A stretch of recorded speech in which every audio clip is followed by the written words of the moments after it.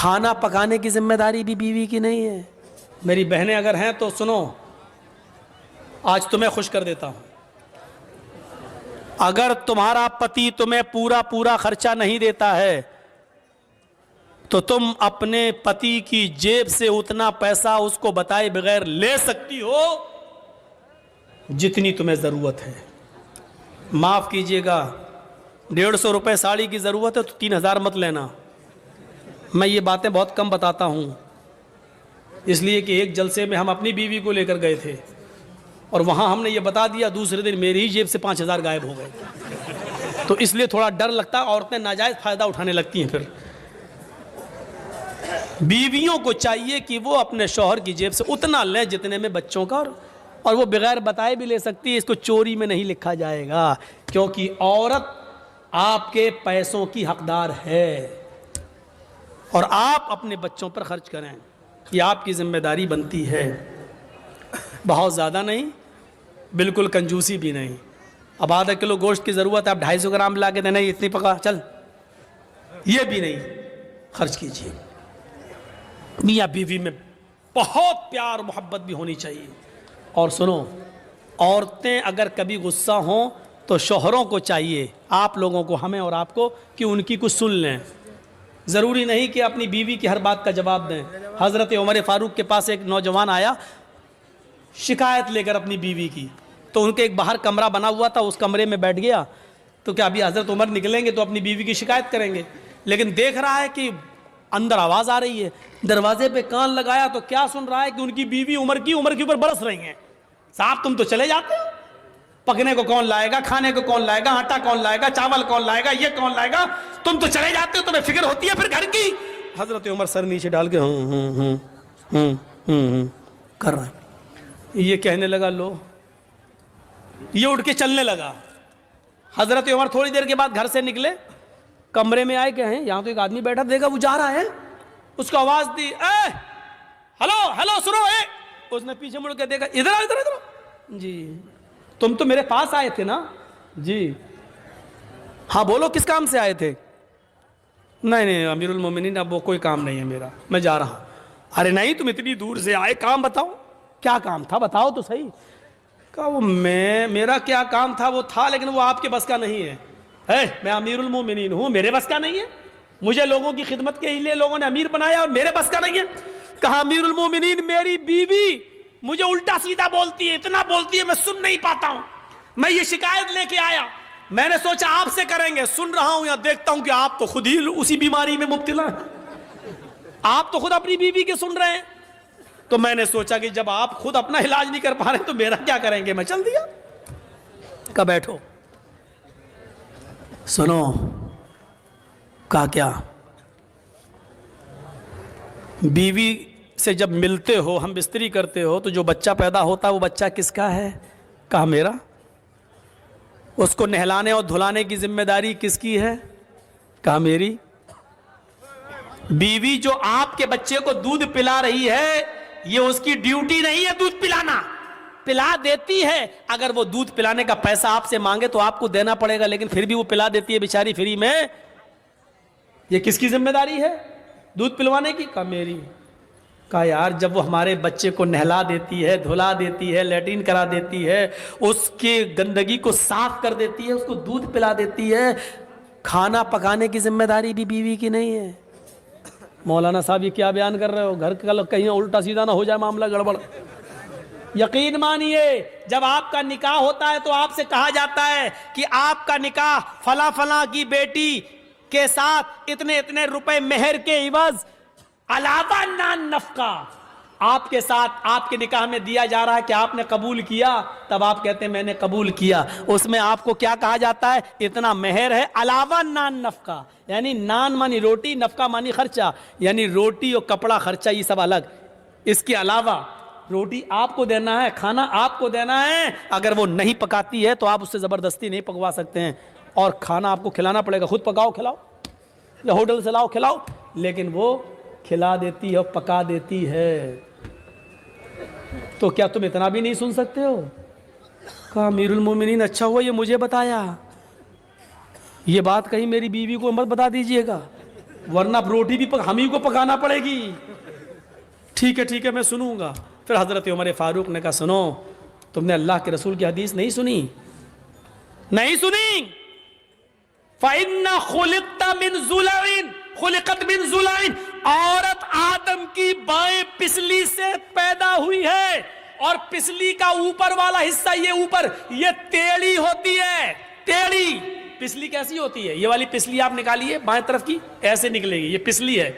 अल्लाह के नबी कहते हैं कि ये आदम की पिसली से पैदा है बाएं, और पिसली टेढ़ी होती है। फ़इन ज़हबता तुक़ीमुहु कसरतहु, अगर तुमने इस पिसली को सीधा करने की कोशिश की तो पिसली सीधी नहीं होगी। ऐसे करोगे यहां तक हो जाएगी, बस ये टूट जाएगी, सीधी नहीं होगी। फ़इन ज़हबता तुक़ीमुहु कसरतहु, अगर तुमने पिसली को सीधा किया तो तोड़ दोगे, और अगर ऐसे ही छोड़ दिया तो टेढ़ी रहेगी। अब बताओ, टेढ़ी रखना बर्दाश्त है या तोड़ना बर्दाश्त है? नहीं, टेढ़ी रखना सीधा है, सही है। तोड़ने का मतलब तलाक, यानी औरत तलाक ले लेगी, ये गवारा है, लेकिन तुम चाहो कि सुधर जाए, पूरी नहीं सुधरेगी। ये याद रखना। मेरी बहनें बुरा मान रही होंगी, हमको इतना बुरा कह रहा है। मैं क्या कह रहा हूं? अल्लाह के नबी ने फरमाया, अल्लाह के रसूल को भी सुनना पड़ती थी। एक बार हजरत आयशा सिद्दीक़ा नाराज हो गई और अल्लाह के नबी खजूर लेके उनके पास बैठे, आयशा खाओ, और वो नाराज है, कहती नहीं खाऊंगी, भूख नहीं है, चेहरा फेर ले आओ। अल्लाह के रसूल इधर आ गए, जहां चेहरा था उनका उधर आ गए। हम लोग होते तो क्या करते? खाओ, लो, नहीं खाएंगे, चेहरा ऐसा कर लिया, नहीं भूख नहीं। खा रही कि नहीं खा रही? नखरे दिखा रही है, खा, एक तो मना रहा हूं। हम लोग उधर नहीं जाएंगे। अल्लाह के रसूल ने उधर आ गए, खाओ आयशा खाओ। मैंने कहा ना मुझे भूख नहीं है, फिर चेहरा घुमा लिया, आप फिर उधर आ गए, आयशा नहीं, ज्यादा नहीं, चलो खाओ, गुस्सा थूको, बिस्मिल्लाह, अल्लाह के नाम से शुरू करो, चलो अल्लाह का नाम लो, खाओ। हजरत आयशा भी जानती नहीं, ज्यादा नहीं कहलवाना चाहिए। 2 बार कहलवाया, तीसरी बार मौका नहीं दिया, लेकिन तंज मार दिया, खजूर उठा के कहने खाओ, ऐसा बिस्मिल्लाह, अल्लाह का नाम लेके खाओ। इससे पहले कि मैं अपने बाप का नाम लेके खाती थी, अल्लाह ही का नाम लेके खाती थी, ये कहा और खाना शुरू कर दिया। ये थी मियाँ बीवी की नोक झोंक, कोई बुरी बात नहीं। लेकिन मनाने का स्टाइल देखो, ले खाओ, नहीं, हम लोगों की तरह नहीं, दिखा, नखरे मत दिखा, चल खा ले, मना रहे हैं ना अभी। अल्लाह के रसूल ने ऐसा कभी नहीं कहा, लो आ गए उधर। ये होता था। हजरत उमर ने कहा, अगर अल्लाह के नबी ने कहा अगर तुम इसको सीधा करोगे तो टूट जाएगी, और ऐसे ही छोड़ दोगे तो टेढ़ी रहेगी। यानी कुछ टेढ़ापन मंजूर कर लो, औरत के अंदर कुछ कमियां हैं बर्दाश्त कर लो, लेकिन सीधा करने की कोशिश करोगे तो टूट जाएगी, तलाक हो जाएगी। कितनी बेहतरीन चीज बताई। वानफिक़ अला अयालिक, अपने बीवी बच्चों पर खर्च करो, हैसियत के मुताबिक, इस्तिताअत के मुताबिक। औरत को भी चाहिए कि अपने शौहर की कबाब मामला देखे, बेचारा बिजनेस करता है या रिक्शा चलाता है या मजदूरी करता है, उसी हिसाब से वो अपने शौहर से अपने खर्च का मुतालबा मांगे, ज़्यादा मुतालबा वो ना करे। एक अंसारी ने दावत की मदीने के अंदर, हज़रत अली की, अब्दुर्रहमान इब्न औफ की और बहुत से सहाबा की। जब दावत कर दी, उस ज़माने में शराब हराम नहीं हुई थी, शराब की हुर्मत का ऐलान नहीं हुआ था। उस अंसारी ने सबको खाना खिलाया और खाना खिलाने के बाद शराब का जाम भी पिलवा दिया। शराब पी, हराम तो हुई नहीं थी, इसलिए जो लोग पीते थे वो पी लेते थे। शराब यहां पी और यहां मगरिब की आजान की आवाज आने लगी। अब सब कहने लगे कि शराब तो पी ली, अब नमाज पढ़ने मस्जिद में क्या जाऊं, चलो यहीं जमात कर लो। घर में ही जमात होने लगी। हजरत अब्दुर्रहमान इब्ने औफ को इमाम बना दिया। हजरत अब्दुर्रहमान इब्ने औफ नमाज पढ़ा रहे हैं मगरिब की, हजरत अली और दूसरे सहाबा पीछे खड़े हैं और मगरिब में जोर जोर से कुरान की तिलावत की जाती है, वो भी कर रहे हैं। शराब अपना रंग दिखाने लगी, दिमाग पे चढ़ने लगी। اور یہاں قرآن کی آیت پڑھ رہے ہیں الحمدللہ رب العالمین الرحمن الرحیم مالک یوم الدین ایاک نعبد و ایاک نستعین اہدنا الصراط المستقیم صراط الذین انعمت علیہم غیر المغضوب علیہم ولا الضالین. گاڑی صحیح چلی یہاں تک. اس کے بعد انہوں نے آنے لگا چڑھ گئی اور نماز میں ہے. بسم اللہ الرحمن الرحیم. اب قرآن کی سورت شروع ہو گئی. قُلْ يَا أَيُّهَا الْكَافِرُونَ لَا أَعْبُدُ مَا تَعْبُدُونَ. قرآن کی آیت یہی ہے لیکن یہ کیا پڑھ رہے ہیں نماز میں؟ قُلْ يَا أَيُّهَا الْكَافِرُونَ نَحْنُ نَعْبُدُ مَا تَعْبُدُونَ. بالکل معنی ہی الٹ دیا. ترجمہ کیا ہوا؟ قُلْ يَا أَيُّهَا الْكَافِرُونَ اے محمد صلی اللہ علیہ وسلم کہہ دو اے کافرو لا اعبد ما تعبدون میں ان جھوٹے خداؤں کی پوجا نہیں کرتا جن کی تم کرتے ہو. یہ ہے ترجمہ. لیکن انہوں نے کیا پڑھ دیا نحن نعبد ما تعبدون. اے محمد صلی اللہ علیہ وسلم کہہ دو کہ اے کافرو میں بھی ان جھوٹے خداؤں کو پوجتا ہوں جن کو تم پوجتے ہو. میں بھی ان کی عبادت کرتا ہوں جن کی تم کرتے ہو. معنی ہی بدل گیا. اللہ اللہ کر کے کسی طرح نماز ختم ہوئی. وہاں اللہ کے نبی کے اوپر قرآن کی آیت نازل ہوتی ہے یا ایھا الذین آمنوا لا تقربوا الصلاۃ وانتم سکارى حتی تعلموا ما تقولون. ایمانو والو تم نماز کے قریب مت جاؤ جب تم نشے میں ہو. یہ آیت نازل ہو رہی ہے اللہ کے نبی کے اوپر. اے مسلمانوں اے ایمان والو تم نماز کے قریب مت جاؤ جب تم نشے میں ہوا کرو تو نماز کے قریب مت جاؤ. اس وقت تک نہ پڑھو جب تک کہ تم ان باتوں کو سمجھنے نہ لگو جو تمہارے منہ سے نکل رہی ہیں. تمہیں خود نہیں معلوم لا اعبد ما تعبدون پڑھنا ہے کہ نحن نعبد ما تعبدون پڑھنا ہے. تم سمجھ ہی نہیں پا رہے ہو. جب تک تم اپنی زبان سے نکلنے والے جملے اور ورڈز کو سمجھنے نہ لگو تب تک تم نماز نہ پڑھو. صحابہ کے ضمیر جھنجھڑ گئے. یا اللہ یہ شراب اتنی خراب چیز ہے کہ اللہ تعالیٰ نے نماز جیسی عبادت کو ملتوی کر دیا. یعنی شراب اگر پی لیا کرو تو نماز مت پڑھو جب تم نشے میں ہو. یا اللہ ایسے کیسے ہو سکتا ہے کہ میں نماز کے لیے شراب چھوڑ دوں شراب پیوں. شراب نماز چھوڑنے کے لیے شراب پیوں نہیں نہیں نہیں شراب چھوڑ سکتا ہوں لیکن نماز نہیں. اس آیت نے ان کے ضمیروں کو جگا دیا. مسلمانوں ایمانداری کے ساتھ بتاؤ ہمارے ضمیر کتنے جاگے ہوئے ہیں شراب کے تعلق سے؟ کتنے؟ چلیے آئیے میرے ساتھ بامبے کا سفر کریے. ٹاٹا ہاسپٹل چلیے. میں نے اپنے چچیرے بھائی کا پھپھیرے بھائی کا علاج 11 سال تک کرایا ہے ٹاٹا ہاسپٹل میں. اور 11 سال کرانے کے بعد بھی اللہ کے حکم کے آگے کسی کی نہیں چلتی. اور 11 سال کے بعد جب اس کا دوبارہ پیر کا آپریشن ہوا تو 3 مہینے کے بعد اس کا کینسر اوپر تک بڑھ گیا اور پھر ہم نہیں بچا سکے. وہی ہوا جو اللہ کو منظور تھا. ٹاٹا ہاسپٹل گواہی دے گا کتنے لوگوں کے لیور میں کینسر شراب کی وجہ سے ہوتا ہے. کتنے لوگوں کی آنتوں میں کینسر شراب کی وجہ سے. اور کتنے لوگوں کی کڈنی خراب ہوئی ہے ان میں کینسر ہوا ہے شراب کی وجہ سے. یہ ٹاٹا ہاسپٹل کی دیواریں لکھی ہوئی ہیں بتا رہی ہیں. وہاں کے ڈاکٹر آپ کو گواہی دیں گے. میرے بھائیوں شراب کینسر کی بنیادی بیماری کی جڑ ہے. یہ لیور کا کینسر کر دے, یہ دماغ کا کینسر کر دے, یہ آنتوں کا کینسر کر دے, یہ کڈنی کا کینسر کر دے. یہ جس خون میں دوڑتی ہے کس حصے کو کینسر کا پیشنٹ بنا دے یہ کچھ نہیں کہا جا سکتا ہے. اللہ کے رسول نے اس کو ایسے ہی حرام قرار نہیں دیا ہے. اس کو چھوڑیے. ایک صحابی ہیں شراب حرام نہیں ہوئی ہے, انہوں نے زیادہ پی لی ہے اور زیادہ پینے کے بعد پھر وہ اپنی بیٹی کو پکڑ لیے, ہاتھ پکڑ کر کھینچنے لگے, اپنے روم میں لے جانے لگے جہاں وہ اور ان کی بیوی سوتی تھی. بیوی نے دیکھا کہ میری بیٹی کا یہ کھینچ رہے ہیں میری بیٹی کو, تو وہ آئی اور اپنی بیٹی کو بچاتی ہیں اور شوہر کو دھکا دیتی ہے, پتی کو کمرے میں بند کر دیتی ہیں. جب نشہ اترتا ہے تو وہ دروازہ اندر سے پیٹتا ہے, یہ دروازہ کھولتی ہے, وہ सहाबी अपनी बीवी को मारते हैं और पीटते हैं। जब बीवी पिट चुकी तो कहने लगी थक गए हो क्या, और नहीं मारोगे? फिर उसने अपनी बीवी को गले से लगा लिया और कहा तुम जानती हो कि तुमने मुझे बंद कर दिया इसलिए मैंने मारा। हाँ मार तो लिया, लेकिन पूछा नहीं कि क्यों मैंने बंद किया। आज तुमने शराब कुछ ज्यादा ही पी रखी थी।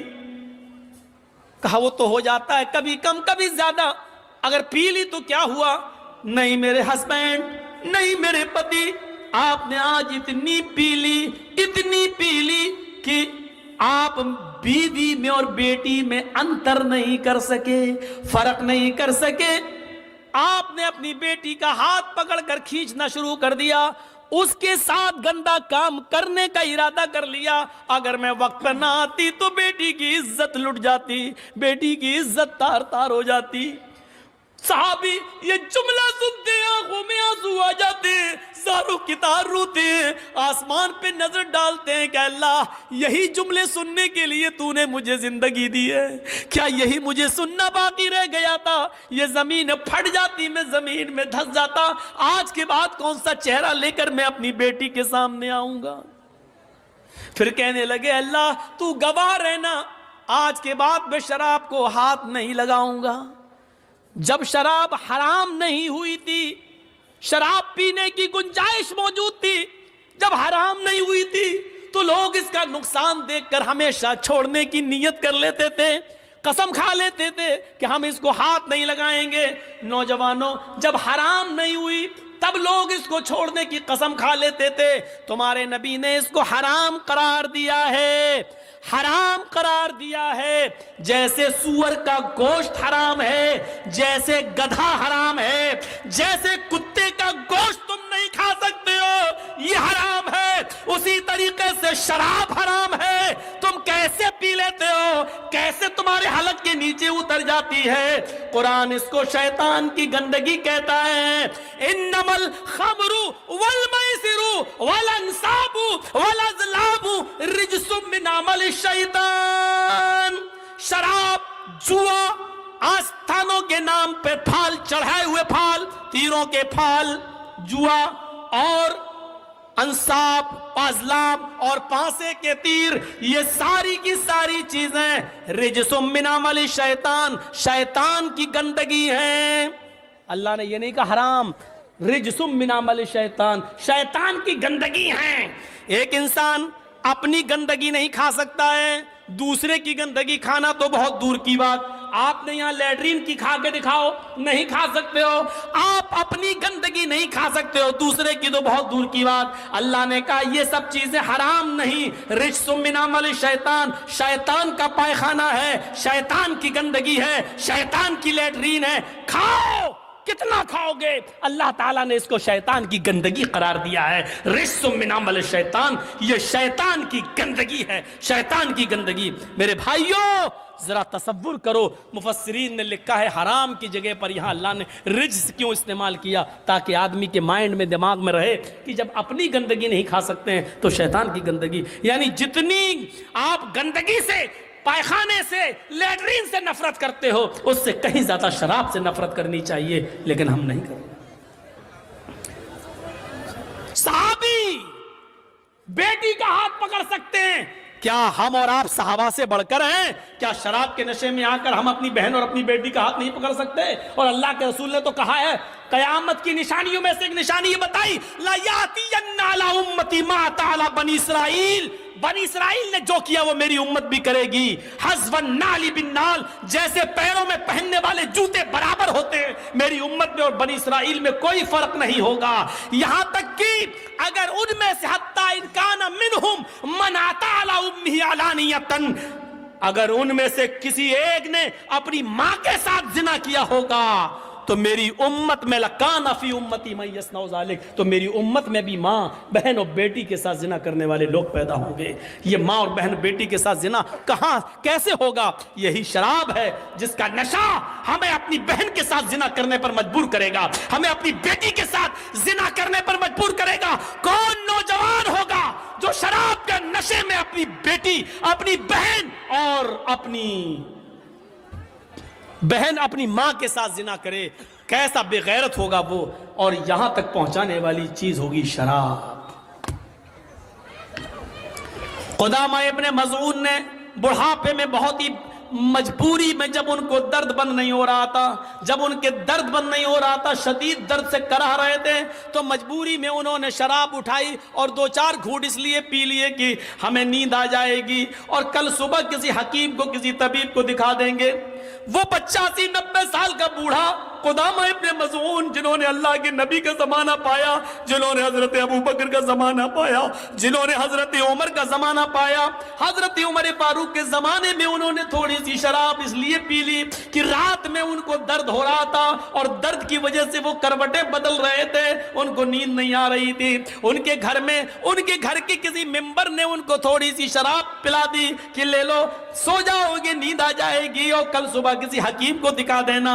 लेकिन ये खबर उमर फारूक के कानों तक पहुंच गई। हजरत उमर ने इस 90 साल के बुड्ढे को, खुदामा इब्ने मज़ऊन को तलब किया, उनसे पूछा। उन्होंने कहा बहुत तेज दर्द हो रहा था, उस दर्द की वजह से मैंने मजबूरी में शराब पी ली थी ताकि दर्द बंद हो जाए। हजरत उमर ने कहा अफसोस है कि तुमने मजबूरी में पी, लेकिन मोहम्मद रसूलुल्लाह ने शराब मजबूरी में भी पीने की इजाजत नहीं दी है। हमें कोई ऐसी चीज नहीं मिलती कि बीमारी में या मजबूरी में अल्लाह के नबी ने कभी शराब किसी को पिलाई हो। आए खुदामा तुम्हें कोड़े मारे जाएंगे। सारे सहाबा कहते हैं आप इतने बूढ़े आदमी को कोड़े कैसे मार सकते हैं?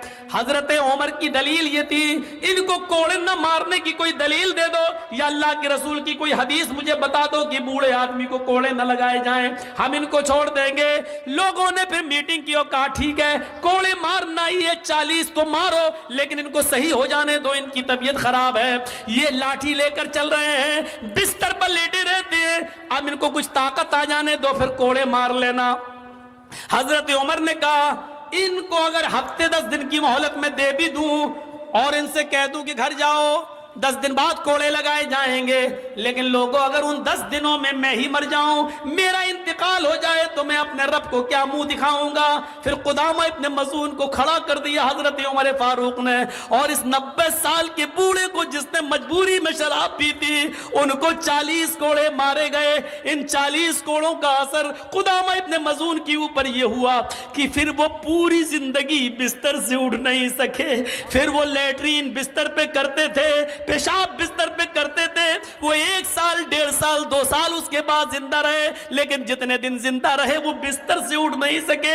हजरत उमर के कोड़े मारने के बाद यहां तक कि उसी हाल में उनका इंतकाल होता है। मेरे भाइयों, हजरत उमर फारूक ने इन चीजों की परवाह नहीं कि उस बूढ़े आदमी को भी कोड़े मारे।